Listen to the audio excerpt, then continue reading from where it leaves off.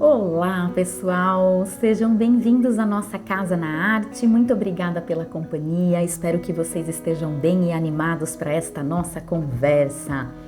O último Prêmio Nobel de Literatura deste ano de 2023 foi para o escritor norueguês Jon Fosse, um escritor e dramaturgo de 64 anos de idade, que tem uma obra muito abundante e variada, que reúne romances, contos, alguns ensaios de não ficção e até livros infantis, além de muitas peças de teatro que já foram encenadas, dizem, mais de 1000 vezes por esse mundão afora. Todos os seus livros já foram aí aos poucos sendo traduzidos para mais de 50 idiomas. Mas eu decidi gravar esse vídeo para falar um pouquinho desse escritor, quem é ele, apresentar aqui para vocês algumas curiosidades sobre a sua vida e um pouquinho de um dos seus romances, porque acredito eu que esse autor não seja conhecido aqui no Brasil, não é? Afinal de contas, de todos esses títulos que ele já escreveu, em 40 anos de carreira literária, ele começou bem jovem, ali com uns 12 anos já escrevendo alguns poemas, mas com 20 e poucos anos publicando alguns de seus textos em jornal. Nós temos aqui no Brasil apenas o romance Melancolia, que foi publicado em português pela Tordesilhas em 2015.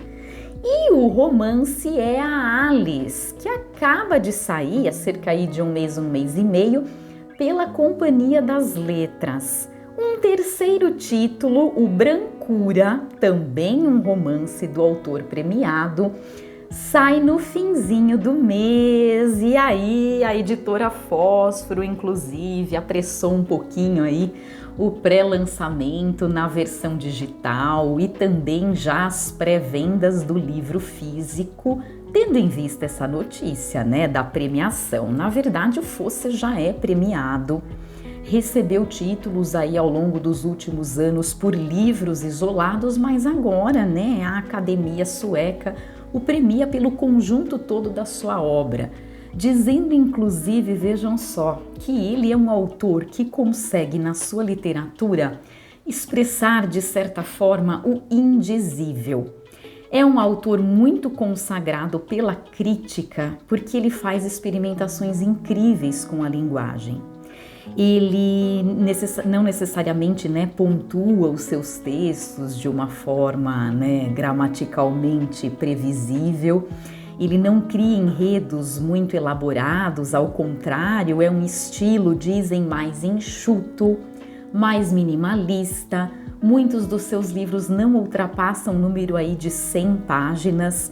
Muitos das suas personagens, inclusive, não recebem nome, principalmente em suas peças teatrais, são designadas por a mãe, o pai, o filho, ele, ela e assim por diante, porque ele próprio em algumas entrevistas declarou que escreve sobre a humanidade e que ele dá vozes, enfim, dentro dos seus livros a perspectivas e impressões, enfim, sem ficar criando aquelas personagens que têm nome, idade, uma aparência física muito definida, um comportamento psicológico muito previsível.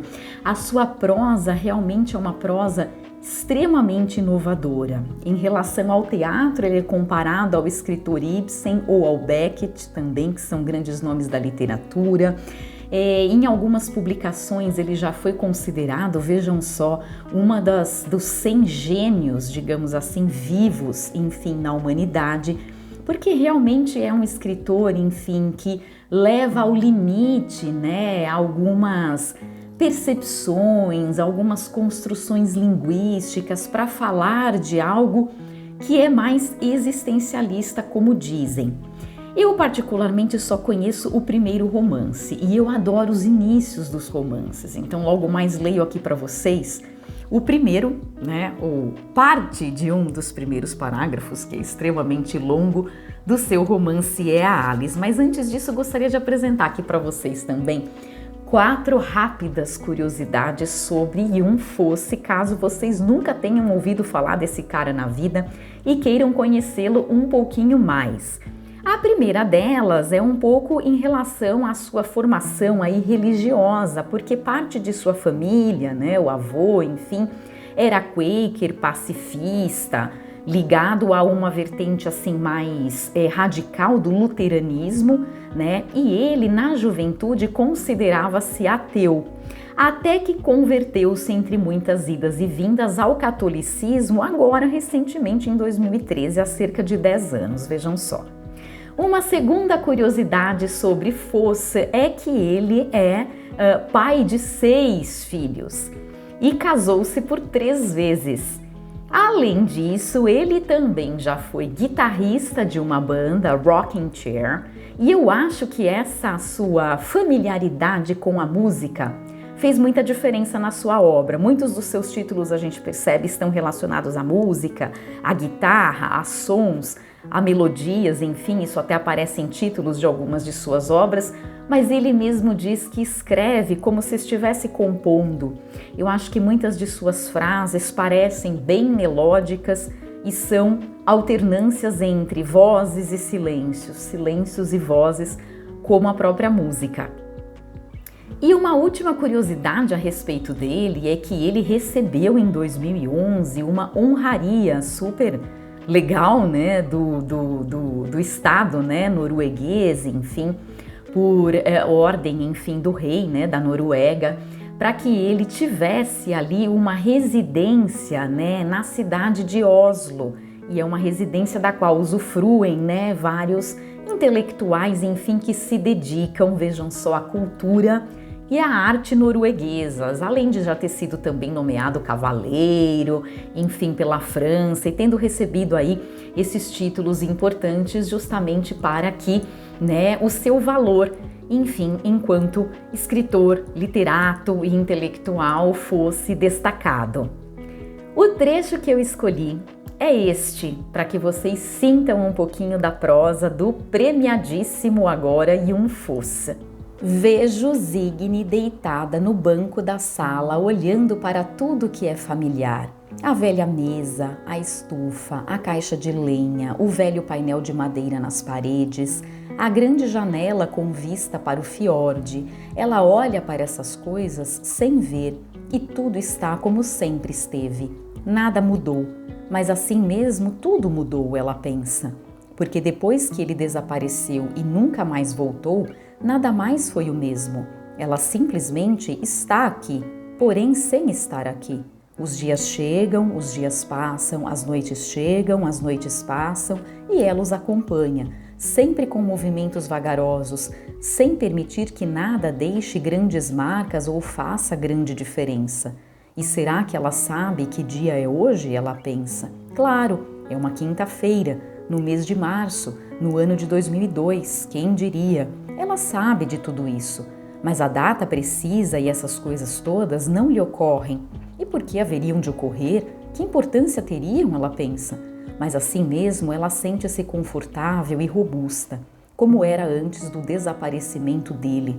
Mas de repente tudo aquilo volta, o desaparecimento dele, naquela terça-feira, no fim de novembro, em 1979. E no mesmo instante ela se vê mais uma vez no vazio, ela pensa. E então olha em direção à porta que dá para o corredor. E a porta se abre e ela se vê entrando e fechando a porta ao sair. E depois se vê indo até a sala, parando e se postando lá e olhando para a janela. E então ela se vê olhando para ele de frente à janela. E ela vê do lugar onde está que ele olha para a escuridão com os longos cabelos pretos e também com o blusão preto, o blusão que ela mesma tricotou e que ele quase sempre usa quando faz frio. Ele está lá, ela pensa, está lá parado, quase como se fosse parte da escuridão, ela pensa. De fato, tão parte da escuridão que quando ela abriu a porta e entrou, a princípio nem ao menos notou que ele estava lá. Mesmo que sem pensar nisso, sem dizer nada disso para si, ela de certa forma soubesse que ele estaria lá daquele jeito, ela pensa. E o blusão preto e a escuridão do outro lado da janela se misturam. Ele é a escuridão é ele. Nessa trama, na verdade, né, há uma esposa que está à espera do seu marido, que toma um barco, vai embora de modo definitivo, inesperadamente. Ele jamais retorna e ela fica em todas estas reflexões e nestas memórias, né, enfim, e neste fluxo do passado, do presente, do futuro, do presente, do passado, enfim, vivendo memórias não só da sua geração, mas de tantas outras gerações da sua família. Eu espero que vocês tenham gostado de sentir um pouquinho do sabor do Fossa e agora gostaria que vocês, se toparem, participassem aí nos comentários respondendo a minha pergunta. E você, afinal de contas, está à espera de quê? Está à espera de algum barco que demora a retornar? Está à espera de alguém que demora a chegar? Me digam aí para que a gente possa conversar um pouquinho até a nossa próxima semana, quando eu prometo voltar com mais um vídeo aqui da nossa Casa na Arte. Um forte abraço para vocês, muitíssimo obrigada pela companhia aqui e nos vemos, tá bom? Tchau, tchau!